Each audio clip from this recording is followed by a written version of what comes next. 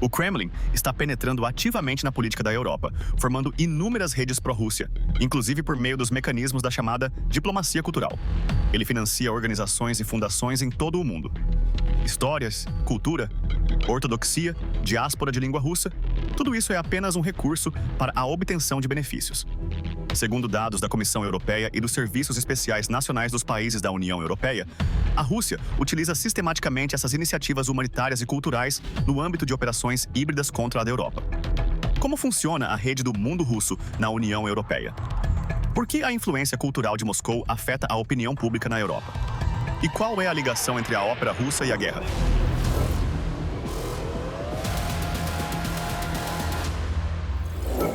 O termo popular soft power foi proposto pelo cientista político americano Joseph Nye em 1990. Trata-se da capacidade de um Estado obter influência no mundo não por meio da força militar, mas pela disseminação de seus valores e de sua cultura. No entanto, para a Rússia, o soft power adquire um caráter diferente. No conceito de política externa da Rússia de 2013, o soft power foi oficialmente consolidado como um instrumento de influência na política externa. O documento afirma diretamente a necessidade de usar mecanismos humanitários, informacionais e culturais para uma suposta proteção dos interesses da Rússia no exterior.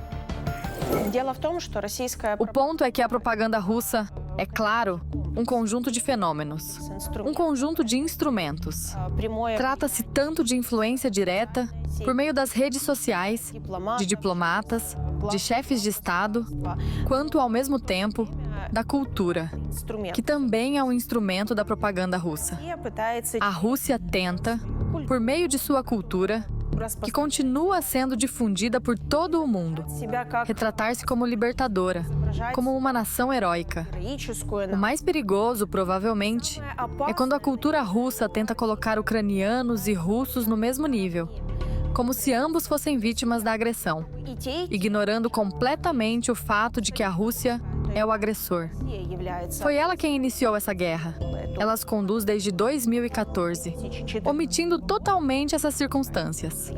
E aqui, claro, há o reforço dessa imagem por todos os lados, como se dissessem: vejam, aqui temos uma ação, aqui uma história, aqui a nossa cultura, aqui mais notícias, televisão e todas as outras narrativas.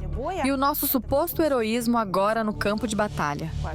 Tudo isso cria uma única imagem integral, novamente, da Rússia como libertadora.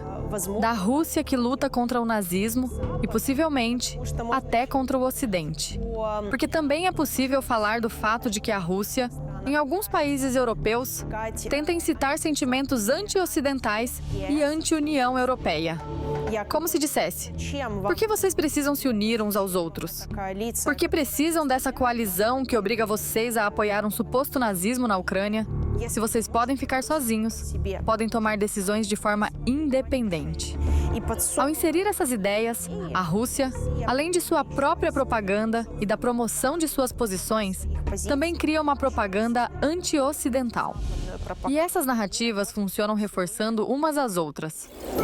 A propaganda cultural e humanitária da Rússia no mundo é garantida por três principais estruturas do Kremlin: Rossotrudnichestvo, o Fundo Mundo Russo e o Fundo Gorchakov.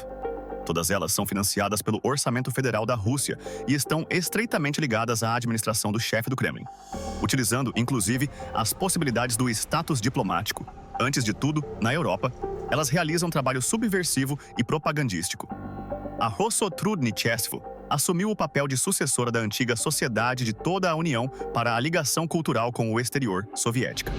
Após o colapso da União Soviética, o Kremlin privatizou uma ampla rede dos chamados escritórios de diplomacia cultural. Sua geografia passou a abranger praticamente todo o mundo. A promoção da língua russa, da história e a interação com a diáspora são apenas parte das tarefas dessas estruturas. Muito mais importante para elas é construir uma estratégia de trabalho com cidadãos pró-Rússia em cada país específico. Na prática, as casas russas se tornaram centros de espionagem e propaganda da Rússia no exterior. Após o início da guerra em grande escala contra a Ucrânia, parte delas foi fechada. Porém, muitas continuam funcionando, escondendo-se atrás da imunidade diplomática e de um mandato cultural. Putin é a KGB. A KGB sempre fez isso, muito antes de Putin. E na União Soviética, todos esses métodos foram testados e aperfeiçoados. Para enxergar essa mecânica, é preciso olhar para trás e de forma mais ampla. Sim, essas casas russas existem aqui na Itália, por exemplo. Em Roma, existe uma casa russa que é muito ativa, que realiza exposições, encontros aqui e ali, encontros com o Papa, com aquele maluco do Nikas Safronov, que lhes presenteou com alguma pintura vinda do espaço com o Papa anterior, que pouco tempo depois adoeceu e morreu. Essa casa russa é dirigida por Daria Pushkova, filha do senador Pushkov, que lança maldições intermináveis contra a Europa gay e assim por diante, mas esses padrões duplos não devem confundir ninguém. A roupagem ideológica de tudo isso nem sequer precisa estar presente. A propaganda russa, a propaganda cultural, funciona muito bem com narrativas locais. Nisso, qualquer pretexto serve. Se ela atua em um lugar onde ganham força ou agradam tensões de cunho separatista, eles apoiarão os separatistas. Se ao contrário forem de cunho nacionalista fascista, apoiarão a extrema-direita. A Rússia alimenta na Itália tanto uns quanto outros. Ambos os polos radicais estão muito bem sustentados por dinheiro russo, propaganda e assim por diante. A propaganda putinista criou raízes profundas na Itália, em particular por meio do soft power. Isso está ligado à presença de capital russo até 2022, a comunicação estreita entre políticos de orientação pró-Rússia, um dos quais, anteriormente, foi Silvio Berlusconi, bem como ao meio empresarial e cultural. Moscou consolidou na opinião pública italiana a imagem da Rússia como um país de alta cultura e um parceiro comercial vantajoso. Como resultado, a discussão sobre o imperialismo russo e a guerra agressiva ou é expulsa do espaço público, ou, o que é ainda mais perigoso, recebe justificativas. Por que o mito da grande cultura russa se sustenta tanto? Ele foi fortemente alimentado durante muitas décadas por vínculos, mas é um mito autoproclamado, autopromovido. A Rússia como grande, misteriosa, enigmática, outra, uma realidade alternativa, um pouco conto de fadas, um pouco história de terror, um pouco pátria espiritual. Muito foi investido nesse mito. Quando se investe muito em algo, inclusive fé própria, convicções próprias, quando foi assim que te ensinaram na escola, foi assim que te ensinaram nas faculdades de estudos eslavos, onde os próprios eslavistas foram formados com esses mesmos mitos, isso não se quebra em um dia. E talvez se quebre de forma muito abrupta quando um míssil atinge a sua casa, mas nas casas italianas não caem mísseis e falta imaginação. E essa ideia de que a cultura não tem nada a ver com isso é o principal enredo, o slogan, o meme sobre o qual os propagandistas russos entram infinitamente nesse cavalo de Troia. No caso de Gergiev, por exemplo, as turnês só foram canceladas com enorme esforço. A quantidade de recursos mobilizados para cancelar as turnês de alguém tão abertamente pró-Putin, além de ser um músico funcionário, diretor de 2 teatros estatais, político diretamente ligado a um ditador que conduz uma guerra genocida, e mesmo um caso tão óbvio, tão direto, exigiu a mobilização de uma quantidade enorme de recursos. Encontrou uma resistência gigantesca. Se começarmos a cancelar música, em que seremos melhores do que a Rússia putinista? Teremos censura. Isso foi dito por pessoas, por políticos que, em geral, até apoiam a Ucrânia. Esse é um cavalo de Troia com o qual é realmente muito conveniente introduzir seus guerreiros na Europa e na Itália. Após 2014, e especialmente depois de 2022, o Kremlin passou a usar de forma mais ativa figuras conhecidas da cultura no papel de embaixadores informais do regime. Em julho, na cidade italiana de Caserta, estava prevista a apresentação de uma orquestra sob a regência do maestro russo Valery Gergiev, com a participação de solistas do Teatro Mariinsky. Gergiev é apoiador de Putin e do regime do Kremlin. Nas eleições presidenciais de 2012 e 2018, ele foi representante autorizado do ditador russo e, em 2014, assinou uma carta de figuras da cultura em apoio à política de Vladimir Putin e à anexação da Crimeia. Na Rússia, a lealdade de artistas e criadores é tratada como um elemento do serviço estatal e sua atuação internacional, como continuação da política externa.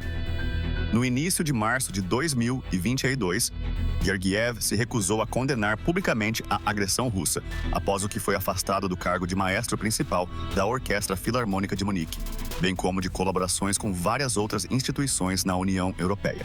A apresentação na Itália deveria ter sido o primeiro concerto de Gergiev em festivais europeus após fevereiro de 2022. Eu mesma muitas vezes tentei explicar essas conexões. Primeiro os poetas e os balés, depois os mísseis. Isso é muito difícil de explicar para pessoas que não apenas não veem essa ligação, como não querem vê-la, e cujos sistemas de conhecimento e cuja ótica foram construídos pela própria Rússia, não de forma direta, mas mediada. Falar sobre o fato de que a literatura russa está bastante impregnada de narrativas imperiais, ideias imperiais, xenofobias imperiais e outras coisas do tipo. Que Putin, na verdade, não surgiu do nada. Que o surgimento regular de ditadores nesse território do Império, ou dos produtos da semi-desintegração do Império que é a Rússia, não é alguma casualidade, mas algo plenamente lógico. Essa ideia atravessa muito mal o mito, porque mitos, em geral, funcionam melhor do que algum conhecimento racional. Ainda mais porque todo o sistema de conhecimento, o sistema educacional, o sistema de conhecimento epistemológico, por assim dizer, a representação do conhecimento, das estruturas de conhecimento sobre a Rússia, em grande medida foi criado pela própria Rússia, para si mesma, e projetado no Ocidente. O principal ativo das estruturas da Rossotrudnichestvo na Europa é a diáspora russa. Foi justamente por meio dela que se conseguiu exportar a ação propagandística do Regimento Imortal. Além disso, apenas no período de 2012 a 2018, na União Europeia, foram instalados mais de 100 monumentos, placas memoriais e outros objetos que glorificam os exércitos soviético e russo. Memoriais e sepultamentos militares se transformam em centros de propaganda russa. Os eventos em torno deles reúnem políticos, ativistas e figuras da cultura que reproduzem slogans putinistas e desinformação. Narrativas históricas são sempre bastante difíceis de explicar. E, ao mesmo tempo, para a Rússia é fácil manipulá-las. Em primeiro lugar, ao realizar ações como o Regimento Imortal em países da Europa, a Rússia tenta consolidar sua imagem de herói e reforçá-la com a história contemporânea. Ou seja, com aquilo que ela está fazendo agora. Mostrar um paralelo histórico. Mostrar que antes já vencemos o nazismo e que agora estamos lutando contra ele novamente. Por outro lado, mesmo quando falamos do fato de que, ainda assim, os europeus entendem o que realmente aconteceu e qual foi o papel não apenas da União Soviética em tudo o que ocorreu, e, consequentemente, não apenas da Rússia no final das contas, ao mesmo tempo surge outra pergunta. Para que, afinal, a Rússia espalha uma quantidade tão enorme de propaganda sobre absolutamente qualquer tema que se possa imaginar? Por que a Rússia distorce absolutamente cada fato, cada dia e cada evento? Simplesmente para preencher o espaço informacional com suas próprias narrativas de tal forma que, para uma parte do público, o público-alvo com o qual a Rússia tenta trabalhar tanto dentro do país quanto na própria Europa, simplesmente não reste espaço para que cheguem informações verdadeiras, notícias reais e explicações reais do que está acontecendo. O preenchimento do espaço informacional e a criação de uma espécie de vácuo de histórias escritas exclusivamente pelo Kremlin simplesmente não permitem que a pessoa que vive nesse vácuo sequer pense que talvez algo tenha sido diferente, nem sequer formule essa pergunta para si mesma. Em 2023 a 2024, o financiamento de programas humanitários e culturais no exterior foi ampliado, apesar das sanções. Em outubro deste ano, Putin destacou separadamente o trabalho da Rossotrudnichestvo e definiu as tarefas-chave da estrutura, entre elas a preservação da memória da chamada Grande Guerra Patriótica e a formação de uma imagem objetiva da Rússia no exterior. Na prática, isso significa promover uma interpretação da história da Segunda Guerra Mundial favorável ao Kremlin e justificar a agressão atual.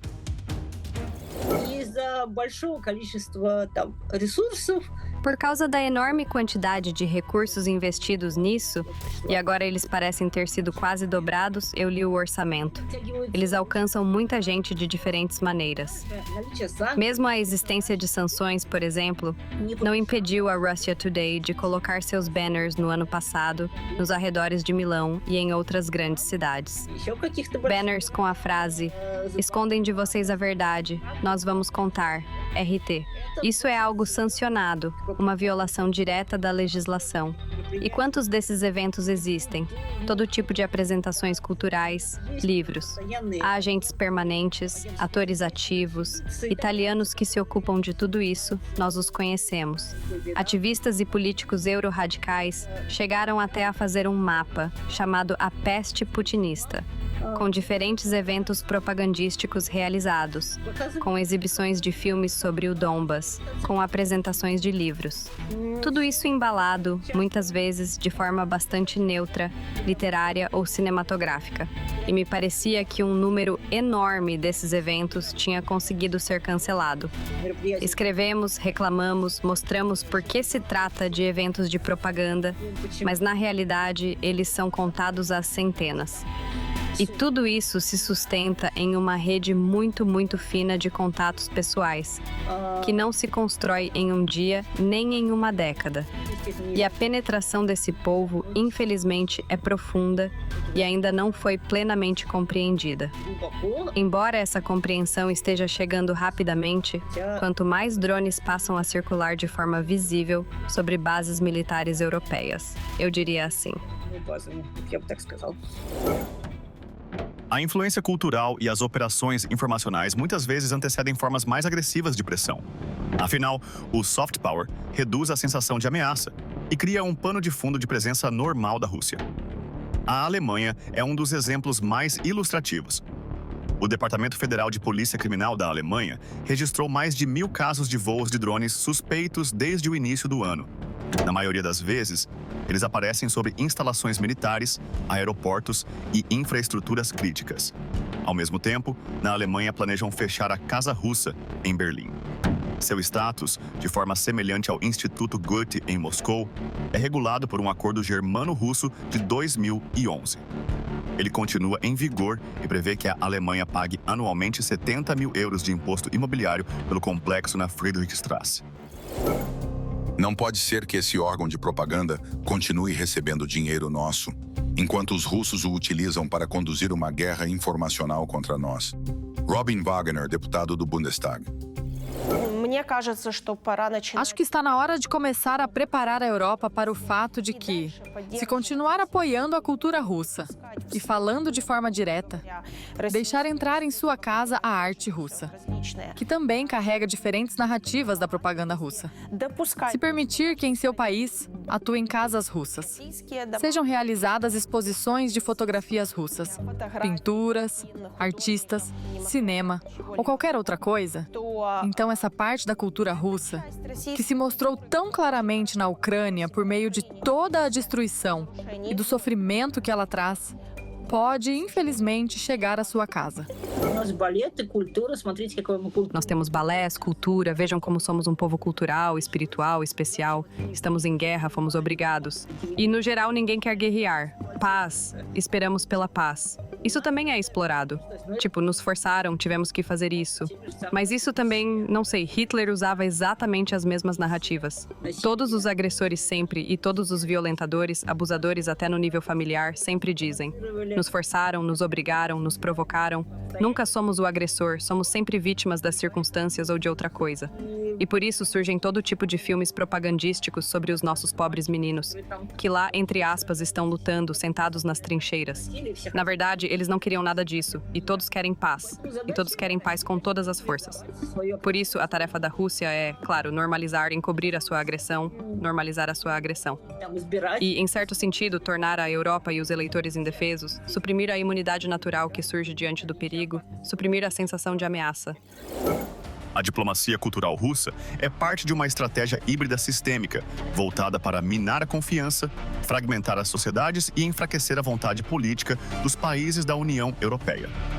Museus, festivais de cinema, concertos, noites literárias e debates históricos são usados pelo Kremlin para promover a narrativa de uma Rússia democrática e injustamente isolada. Casas russas, turnês de artistas propagandísticos, festivais, exposições e filmes pseudodocumentais. Isso não é arte. São elementos de operações híbridas com as quais o Kremlin tenta reescrever a realidade e preservar sua influência na União Europeia.